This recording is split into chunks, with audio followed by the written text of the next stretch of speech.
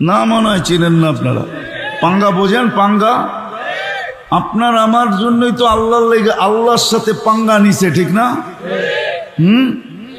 ও জানে আপনি জান্নাতে চলে গেলে ওর কি লস হবে, এই জন্য ও সাথে চলে আসছে। এই চিৎকার মিৎকার যেটা করে না, এটা সব আপনি ভাবছেন আপনি আর আমি ডিজিটাল হয়েছি, ও বুঝি ডিজিটাল হয় না, ও অ্যানালগ রয়ে গেছে, ও ডিজিটাল হয়ে গেছে। ওর কাছেও প্রযুক্তি আছে যাতে আপনার কথা দিলে না গাথে। যত চুপচাপ শুনবেন, মনোযোগ দিয়া দিলে গাঁথবে। আর আজকে যদি গাইথা গেল, হইতে পারে আজকের ওয়াজে আপনার জীবন চেঞ্জ হয়ে যাবে, হইতে পারে। হাজারো এরকম আছে, এক কথায় জীবন চেঞ্জ। প্রমাণ দেওয়া যায়, একটা দুইটা না, শত শত দেওয়া যায়। ইব্রাহিম ইবনে আদহাম রহমতুল্লাহ আলাই এক কথায় জীবন চেঞ্জ করে ফেলছে, এক কথায়, এক কথায়। ছাদের ব্যক্তিকে ডাইকা জিজ্ঞাসা করছে, এই গভীর রাত্রে তুই আমার ছাদে করিস কি? উট তালাশ করি। মাথা নষ্ট, উট কখনো ছাদে পাওয়া যায়? হারানো উট?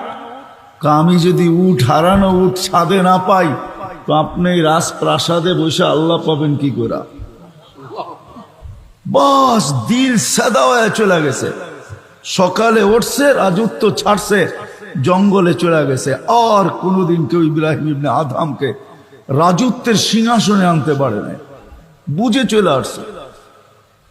বনি ইসরাইলের এক বদমাশ ছিল, কিফিল নাম, কিফিল, বদমাস। এরকম বদমাস মনে হয় দুনিয়াতে আর কোনোদিন আসবে না।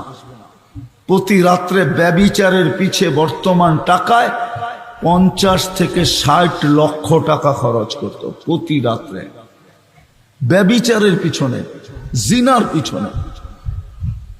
একদিন একজনকে ধরে নিয়ে আসছে, ঘরে ঢুকায় যখন নিজে প্রস্তুত হয়ে ঘরে ঢুকছে, তো দেখে কোনায় বসা বসা কাঁদতেছে। তো জিজ্ঞাসা করছে, কাঁদিস কেন? পয়সা দিয়েই তো আনছি, তোকে তো জোর করে আনি নাই, কাঁদিস কেন?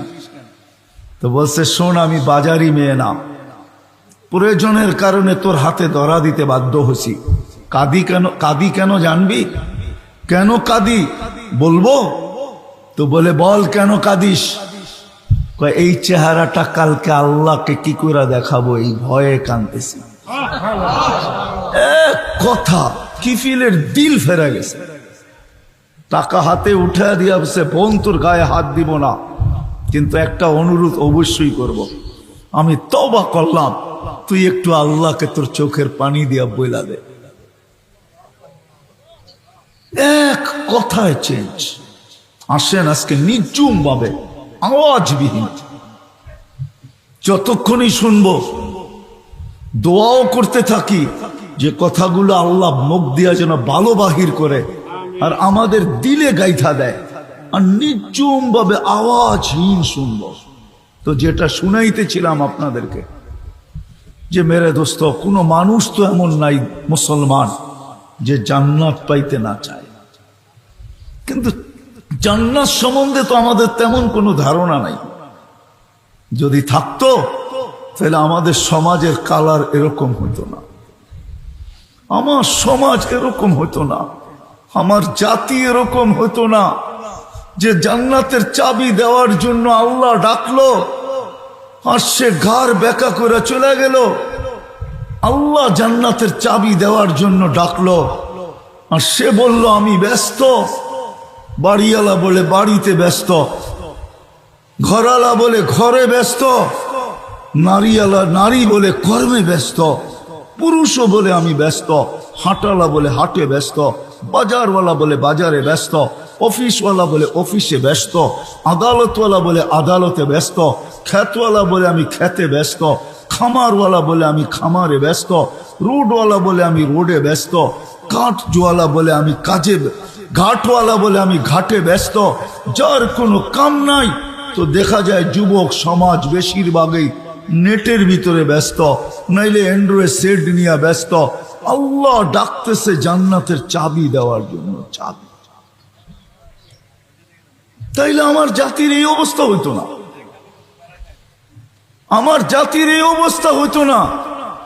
একদিকে আজান হইতো, আরেক দিকে সবাই ছুটতে থাকতো, মসজিদে জাগা নেওয়ার জন্য ছুটতো, জাগা না হইলে রোডেই দাঁড়ায় যেত, হাঁটালা হাঁটি দাঁড়ায় যেত, বাজারওয়ালা বাজারেই দাঁড়ায় যেত, অফিসওয়ালা অফিসেই দাঁড়ায় যেত, আদালতওয়ালা আদালতই দাঁড়ায় যেত, খেতওয়ালা খেতে দাঁড়ায় যেত, খামারওয়ালা খামারে দাঁড়ায় যেত, মেইলওয়ালা মেইলে, ফ্যাক্টরিওয়ালা ফ্যাক্টরিতে, যে যেখানে জায়গা পাইতো দাঁড়ায় যেত। আর যদি বলতো এত দৌড়াও কেন, এইখানেই দাঁড়ায় গেল কেন, বলে তুমি কি শোনো না জান্নাতের চাবি দিতে ডাকতেছে, নাইলে আমাদের মক্তবের ছেলেরা পড়বে কেন, মিফতাহুল জান্নাতি আস-সালাহ, নামাজ জান্নাতের চাবি। চাবি দেওয়ার জন্য তো ডাকলো, তাইলে তো আমার সমাজ এরকম হতো না। ফজরে মসজিদ কোনোদিন খালি থাকতো না। হায় হায় হায় হায়, কোনো ওয়াক্তই খালি থাকতো না।